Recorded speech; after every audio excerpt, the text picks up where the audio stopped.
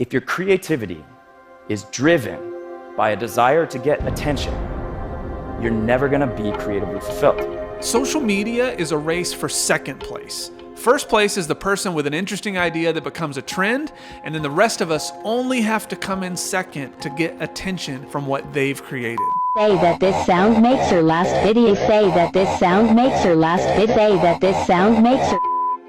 But what does this do to us as creative people, as creative individuals? When we're looking to be second place, we're no longer trusting that our own stories and ideas are worth being told. And so we are no longer being creative. Technology has allowed more and more people to have this powerful feeling of getting attention. But I do think there's an unintended consequence for anybody on the planet with an urge to be creative. I think that our creativity is becoming more and more of a means to an end. And that end is to get attention. So this video by Joseph Gordon-Levitt, that was a big inspiration for this video. And the problem with that video is that it made me ask a really tough question, which is it bad to want attention?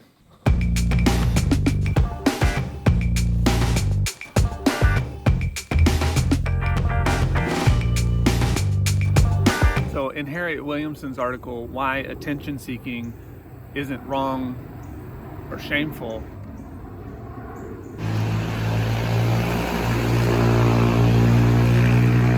she talks about this idea that we've needed attention since we were babies. We need that connection from people in our lives. Some people love to make things just for themselves, but many of us, we want to make things that connect. We want to make things that get people to feel something, that get them to change their mind, that get them to think about things differently. So feeling like attention itself isn't a bad thing. I had to look at intention instead.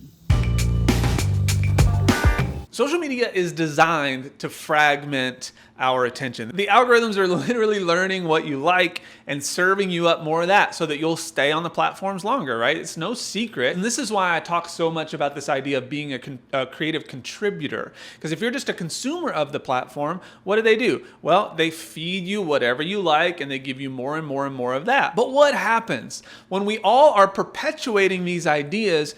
We just start to copy one another. We look at this idea of TikTok and trends. What do we see every single day but somebody taking the same audio and doing the exact same like pointy texty thing to it, right? There's nothing inherently creative about those ideas. We're just riding off of first place's success. Real creativity comes from what Cal calls deep work, right, in his book. And in his book, he defines deep work as professional activities performed in a distraction-free state of concentration that pushes your cognitive abilities to their limit. I'll say that again, pushes your cognitive abilities to their limit. These efforts create new value, improve your skill, and are hard to replicate. What do we see on social media all the time but replication? So can we take back the control but still have the connection and the right kinds of inspiration? Because I am inspired by things online. I don't fully know the answer to this question yet. I wish I did.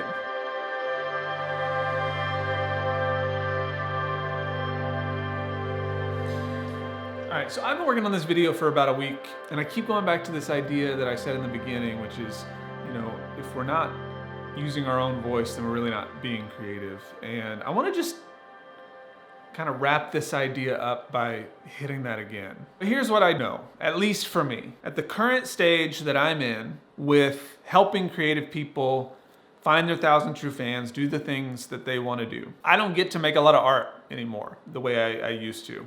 And so in many ways, like putting these thoughts together to hopefully make you feel something about what you do, that is my art right now.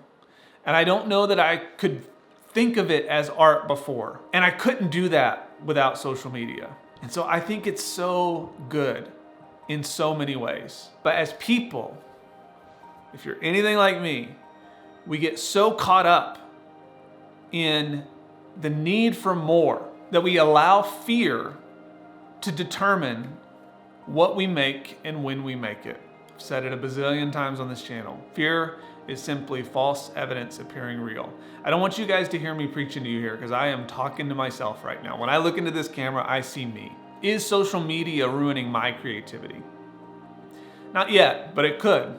It could. If I let fear, the fear that I won't get more, that I can't trust my own process or my own voice, if I let that fear run what I do, then it can ruin my creativity. So I want to challenge myself and all of us here to do our best to strip away the fear that exists when we are ready to show up as ourselves on social media. When we're ready to truly create something. When we have an idea that we're like, that would be so fun, but I don't know if it'll perform well. Or we do this thing that we're like, I really want to talk about this because I think it would help somebody, but we let fear get in the way of us doing that. So I just want to ask this with all humility, that you will make a pact with yourself that you'll put the same creative energy and excitement into the way that you promote your stuff as you do the work that you make. But can we just do it as us, with our own voice, our own heart, our own beliefs, our own ideas? What I'm coming to is we can't hide behind someone else just to get the views. It means so much to me that you're here and that you're outputting creative things into the world that matter to you. And because of that, they can and will matter to others too.